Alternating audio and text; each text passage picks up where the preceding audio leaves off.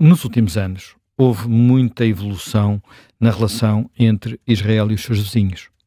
Portanto, quando Israel nasceu em 1948-49, a guerra foi com todos os vizinhos. Portanto, Egito, Jordânia, Síria, Iraque, toda a gente. E na altura, portanto, a guerra que confirmou o Estado de Israel, portanto, a guerra de fundação do Estado de Israel, o desastre, segundo a Nakba, segundo os palestinianos, depois seria repetida algumas vezes, por assim dizer, a Guerra dos 6 Dias, a Guerra do Yom Kippur, e a partir daí deixou de haver guerras entre Estados foi possível ir fazendo a paz. Houve paz primeiro em Camp David e com o Egito, depois com a Jordânia e até com a própria Síria, que foi o regime mais intratável. A Síria, desde que a Síria também foi portanto, engolida numa guerra civil, a própria Síria, de alguma forma, preocupou-se com outros assuntos e não digo que tenha havido colaboração com Israel, mas deixou de haver uma ameaça tão constante como havia antes. E as questões...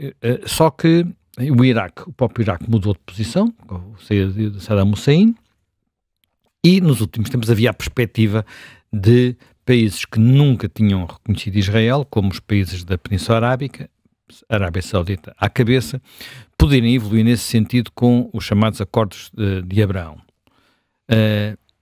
Quem é que ficou sempre de fora disto e quem é que sempre disse que Israel era para varrer do mapa para tirar os judeus ao mar? Literalmente.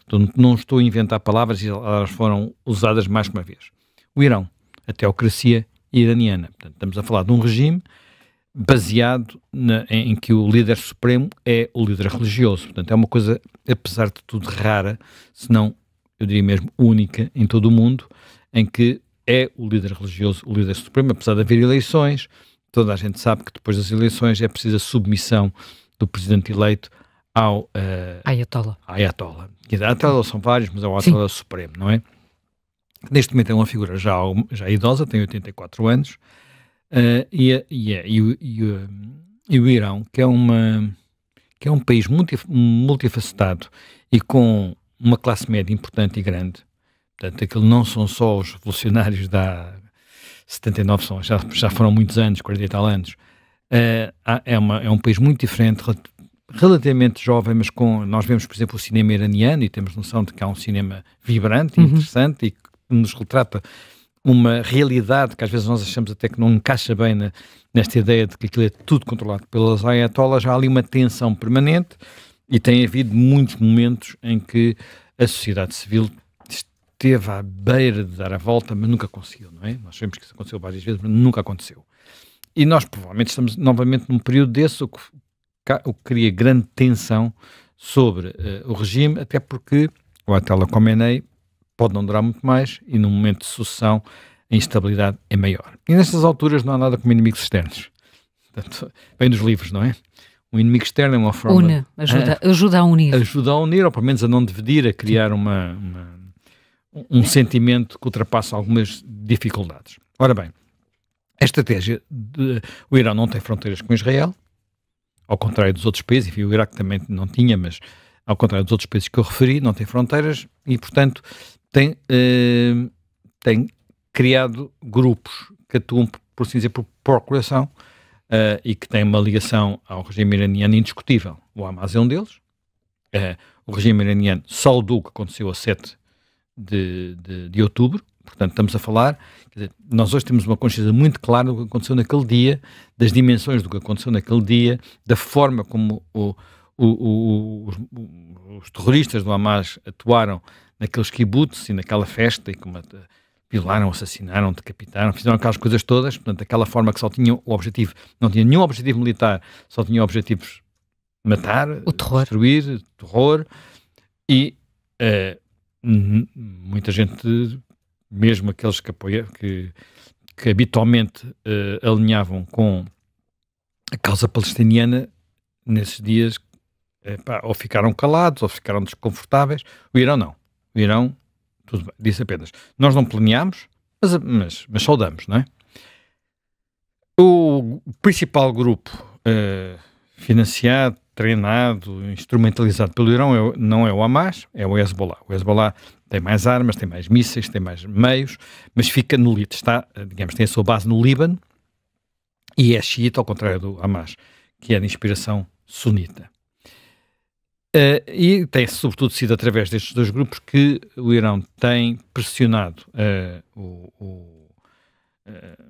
Israel, tornando muito difícil, ou mais difícil, qualquer solução de paz, mesmo quando os outros agentes, os outros players na zona procuram uma saída, o Irão não quer saída nenhuma.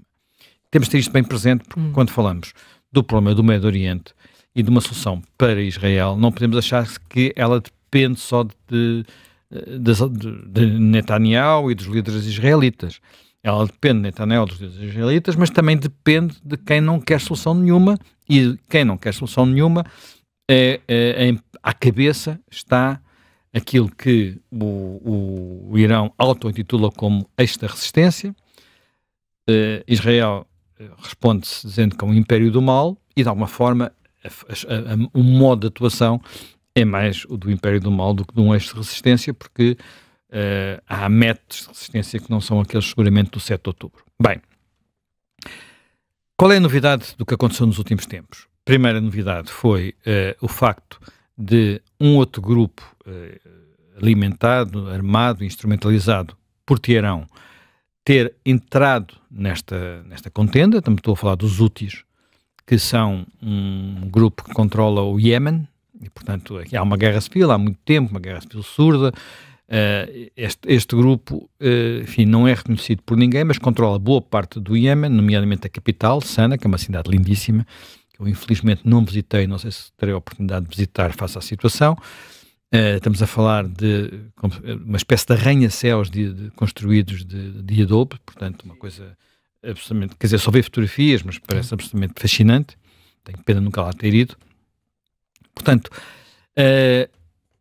e o Iémen, apesar de ficar relativamente distante de Israel, começou a tirar mísseis contra Israel e mísseis contra bases dos Estados Unidos e depois mísseis contra os navios mercantes que passam por aquela zona. E aquela zona é só a principal rota do comércio mundial. É só isso, não é mais nada. É a principal rota do comércio mundial, porque o Mar Vermelho conduz ao Canal do Suez e é pelo Canal do Suez que circulam as mercadorias entre a Ásia e a Europa. Basicamente é disso que estamos a falar, Ásia e Europa.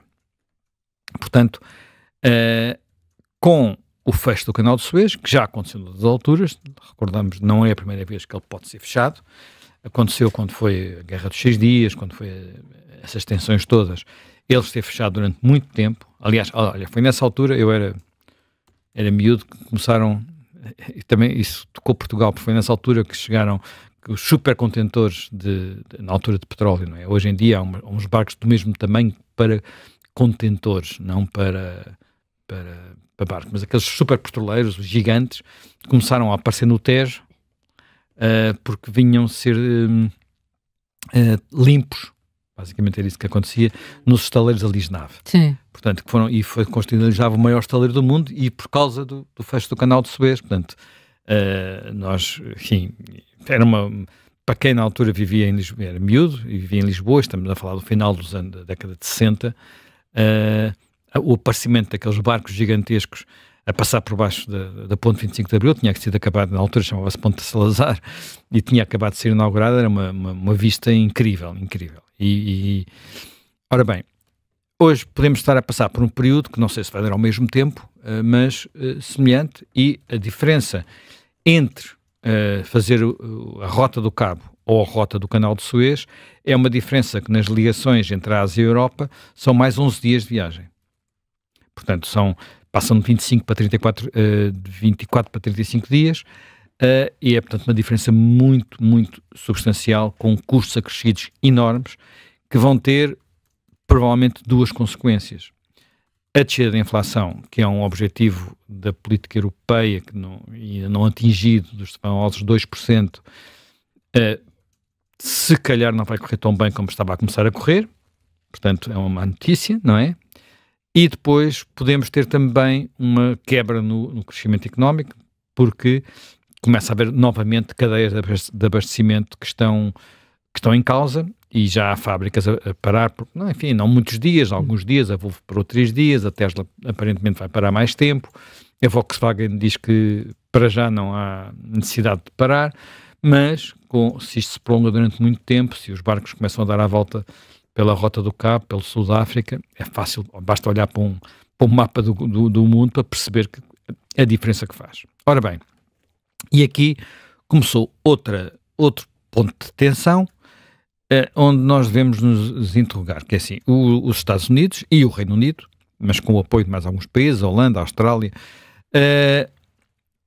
resolveram, e bem, primeiro, avisar os Houthis que não podiam atacar os navios mercantes que estão a passar por ali, trata-se de proteger as linhas de comércio francas, portanto, internacionais, que servem todo o mundo, e depois, se eles não fizessem nada, ia-lhes acontecer alguma coisa. Começou a haver ataques aos Houthis, mas duas coisas que vale a pena notar. Primeiro, para todos os efeitos, mais uma vez, quem está no terreno é o Reino Unido e os Estados Unidos. Não há nem a França, nem a Alemanha. Provavelmente somos os mais prejudicados. A Europa são os mais prejudicados com o fecho do Canal de Suez, mas a Europa está demasiado ausente de novo daquele território, até porque onde é que estão os porta-aviões, como se costuma dizer, não é? Bem. Naval não. Exatamente. Literalmente falando. Já acertei no porta-aviões. Já acertaste no porta-aviões. E depois, mesmo os Estados Unidos e o Reino Unido fazem a chamada guerra económica, no sentido de uma guerra que, à distância, como já vimos muitas nos últimos tempos, que tem um efeito limitado nestes cenários complicados, como é o dos outros. É difícil imaginar que só com bombardeamentos, mísseis de cruzeiro e drones se consigam destruir completamente capacidades militares que, com a ajuda do Irão, têm vindo a ser construídas e reforçadas nos últimos mais de 10 anos, não é? Mas até aqui continuávamos a atuar no grupo dos guerras por procuração, não é? Portanto, muito típicas do período da Guerra Fria, em que Estados Unidos e Rússia nunca se enfrentavam diretamente, enfrentavam-se por procuração. E agora, de repente, o Irão saiu desse registro e fez duas coisas novas, não é? Portanto, atacou no Iraque e na Síria, portanto, fez ataques de mísseis no Iraque e na Síria, dirigidos contra, aparentemente, agentes ligados ao Estado Islâmico, porque o Estado Islâmico reivindicou um atentado que matou mais de 100 pessoas no Irão, portanto, numa homenagem a um líder militar que os Estados Unidos executaram, ou assassinaram, sim, conforme preferires, aqui há uns tempos, não é? Portanto, não é um líder militar qualquer. Soleimani não é um líder militar qualquer. Soleimani era o homem que coordenava estes grupos que atuavam por procuração. Portanto, era um mastermind, era um chefe destas organizações, destas redes, Hezbollah, Hamas, Houthis. Ele era um bocadinho o homem que coordenava isto tudo. Portanto, era uma figura realmente importante. Havia uma homenagem, houve o tal atentado, morreram perto de 100 pessoas. O Estado Islâmico reivindicou, e aqui chegamos a um tema antigo, que é a tensão entre xiitas e sunitas. Os Houthis são xiitas, o Hezbollah é xiita. No entanto, o Irão diz que tem sido mais pragmático porque o Hamas é sunita. E estas coisas são muito antigas, não é? Portanto, há aqui uma tensão que é muito antiga e de vez em quando volta à superfície. O esplendor maior do Império Persa nos tempos recentes foi com os Safávidas no século XVI, princípio do século XVI, em particular com um chá chamado Ismael, mas esse chá foi derrotado pelo pai de Solimão o Magnífico, pelo Selim, foi um dos primeiros grandes sultões, já depois de Istambul ter sido conquistada pelos otomanos, e o que aconteceu nessa altura foi também os primeiros massacres em grande escala de xiitas. Portanto, na altura concreta foi Selim que decretou que os xiitas não podiam viver, fez uma coisa quase parecida com aquele rei do Egito, portanto, decretou que todos os xiitas, entre os 7 e os 70 anos, eram mortos. E assim fez. O que é uma coisa alucinante. Foram os maiores massacres na Anatólia, na Turquia, até muito recentemente, onde voltou a haver outros massacres por outras razões, mas também com uma componente muitas vezes religiosa ou étnica, nomeadamente os arménios, não é? Portanto, e o Selim derrotou o Ismael e, portanto, o apogeu dos safávidas nunca mais foi o mesmo, voltaram para trás, saíram perderam a Anatólia, perderam a Ásia Menor e, portanto, voltaram àquilo que é hoje o Irão. Portanto, estas tensões são antigas, há para aqui curtos pelo meio, há outras coisas, e agora, enfim, eu já tinha ouvido falar um pouco disto tudo, nunca tinha ouvido falar do Baluchistão, que é uma novidade dos últimos dias. Tive que ver onde é que ficava no mapa, o que é que era. Percebi que é uma zona bastante grande, não tem muitos habitantes, os baluches serão poucos milhões, sobretudo em países que têm dezenas e dezenas, ou às vezes centenas de milhões, como é o caso do Paquistão, e que fica ali entalado entre o Paquistão, o Irão e um bocadinho do Afeganistão. Nós já tínhamos falado dos pastuns, portanto, que fica a norte do Baluchistão. Depois temos a zona toda digamos, o coração do Paquistão, que é mais a norte, mas já perto da Índia, e temos ali o Baluchistão, onde há, de facto, uma tradição antiga, anterior a isto tudo, uma tradição antiga, e onde haveria uns movimentos separatistas de que não tínhamos ouvido falar, e de repente, enfim, alguém até assaltou uma esquadra de polícia no sul do Irão, que teriam sido um movimento de resistência do Baluchistão, com um nome estranhíssimo, chama-se Jaish al-Adl, acho que é assim que se diz. Sim. Jaish al-Adl, e depois o Irão resolveu atacar aquilo que se diz as bases deste movimento, que ficam dentro do Paquistão, e o Paquistão repostou ainda atacar as bases provavelmente de um outro movimento separatista, porque tudo isto se passa nos dois lados, que fica dentro do Irão. Isto é muito perigoso. Aqui é que reside o grande perigo. Porque o ataque na Síria, no Iraque, estamos a falar de ataques do Irão a movimentos dissidentes dentro de países que também são xiitas, quer dizer, não são xiitas, a Síria tem maioria sunita, mas o regime é xiita, portanto o Assad é xiita. O mesmo se passa no Iraque, que é um país que tem tem uma maioria xiita, apesar de ter comunidades sunitas muito, muito numerosas. Antes, o Saddam Hussein era sunita e houve aquela guerra que houve entre Irão e Iraque. Portanto, aqui, apesar de tudo, estamos na mesma família, entre aspas, e são regimes amigos, que era o regime de Bagdá, que era o regime de Damasco, e, portanto, aqueles ataques não suscitaram grande celeuma. Com o Paquistão é diferente. O Paquistão tem duas características que não podemos esquecer. Primeiro, é uma potência nuclear. Claro. Segundo, os militares têm muito que se lhe diga. São um poder dentro do Estado. São um Estado dentro do Estado, verdadeiramente. E por mais não só intervêm muitas vezes na política, depondo líderes eleitos, como em muitos momentos têm atuado, muitas vezes fica-se com a sensação que eles atuam à margem do poder político, no Afeganistão, em algumas zonas do norte do país, vários momentos desses. O Paquistão tem uma guerra surda permanente com a Índia, e agora, apesar das relações dos regimes serem boas, não é a mesma coisa, e portanto vamos ver se aqui que não há nenhum erro de cálculo, porque aqui o problema é se há aqui um erro de cálculo, porque um dos problemas destas coisas, as pessoas têm que se recordar de como é que começou a Primeira Guerra Mundial. Também houve ali uma espécie de erro de cálculo, porque aquilo aconteceu numa zona por causa de movimentos separatistas, independentistas, portanto nacionalismos. O assassinato do arquiduque não foi ordenado, por assim dizer, pela Sérvia, foi um daqueles grupos que andam soltos, e desencadeou depois uma sucessão de acontecimentos, com o ultimato da Áustria, a Sérvia e por aí adiante, que, enfim, não vou entrar por aí, em que toda a gente achava que ele ia parar, e depois não parou. Quer dizer, eu acho que nós hoje, sobretudo havendo uma potência nuclear pelo meio, vai haver juízo e não vamos entrar nesta escalada, e as declarações a seguir à retaliação são apaziguadoras.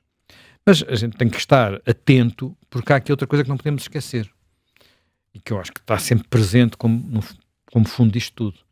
A invasão da Ucrânia criou um padrão novo para os Estados agressivos. Os Estados agressivos podem tornar-se em Estados agressores, como a Rússia se tornou. Quando se entra num mundo assim, tudo se torna mais perigoso em todo lado.